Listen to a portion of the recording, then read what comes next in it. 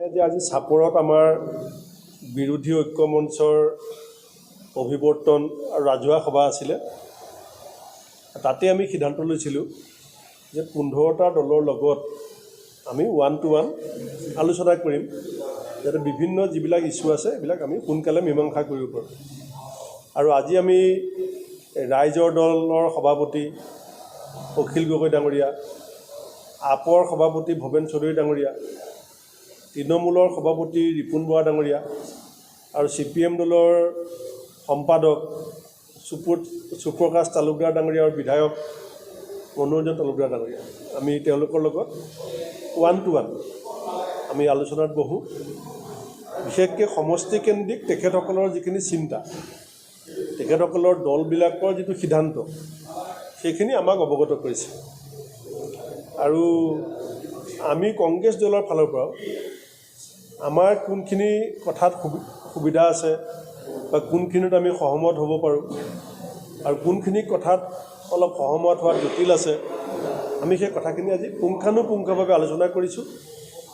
আৰু মই আজিৰ দিনটো ৰাতিপুৱাৰ পৰা এতিয়ালৈকে আমাৰ বিৰোধীৰ যিটো একতা, সেই একতা যে অধিক সুদৃঢ় হ'ব তেনেকুৱা এটা অনুভৱ আজিৰ দিনটোৰ অভিজ্ঞতাই মোক দিছে। আৰু আমি আশাবাদী যে বিহুৰ আগে পিছে আমি গোটেই কথাবিলাক খৰচি মাৰি চূড়ান্ত সিদ্ধান্ত লৈ আমি ৰাজহুৱা কৰিব পাৰিম। ছাৰ, এটা কথা যে যেনেকৈ CPM কৈছে বৰপেটা সমষ্টি, তৃণমূলে ধুবুৰী, কোকৰাঝাৰ, লখিমপুৰ আৰু কৰিমগঞ্জৰ কথাটো কৈছে, এনেকৈ হয়তো না, আমিতো আপোনালোকে জানে যে 14খন সমষ্টিতে আমি প্ৰাৰ্থিত্ব প্ৰত্যাশীৰ পৰা আবেদন লৈছোঁ। আমি 14খনতে সংগঠন কৰি আছোঁ আৰু সাজু হৈ আছোঁ।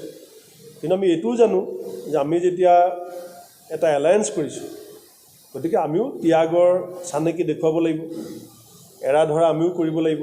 আৰু ইণ্ডিয়া এলায়েন্সো এতিয়া ভাৰতবৰ্ষত কংগ্ৰেছেও 400খন ছিটতে বা 442খন ছিটতে খেলিম বুলি ক'লে নহ'ব। আমি বাকী দলবিলাকৰ শক্তি আছে, সামৰ্থ্য আছে, সেই যিধৰণে গোটেই অল ইণ্ডিয়াত হ'ব। আজি তৃণমূল কংগ্ৰেছে পশ্চিমবংগত আমাক সহায় কৰিব লাগিব, আপে আমাক পাঞ্জাৱত আৰু দিল্লীত সহায় কৰিব লাগিব। গতিকে সেইধৰণৰ গোটেই পাৰস্পৰিক যিটো বুজাবুজি আৰু সহায় সহযোগিতা, সেইটো নিশ্চয় এটা ভাল পৰিৱেশত গৈ পেলাই আমি উপনীত হ'ম। ARDFৰ উপায় নাই, মুখ্যমন্ত্ৰীৰ ৰিম'ট কণ্ট্ৰলত চলা পাৰ্টি, মুখ্যমন্ত্ৰীয়ে তেওঁৰ ছুইচটো যিফালে টিপিব সেইফালে সোমাই দিয়ক। আমিতো সাম্প্ৰদায়িক মেৰু বিভাজনৰ বিৰুদ্ধে যুঁজিছোঁ। আমি ARDF আৰু BJPক এটা মুদ্ৰাৰ দুটা ফাল বুলি ভাবোঁ। গতিকে আমি গোটেই সাম্প্ৰদায়িক মুদ্ৰাটোৰ বিৰুদ্ধে যুঁজিছোঁ। মুদ্ৰাটোৰ ইটো ফাল আৰু সিটো ফাল আমি ভাবি থকা নাই, এই দুয়োটাই এটা মুদ্ৰাৰ দুটা ফাল।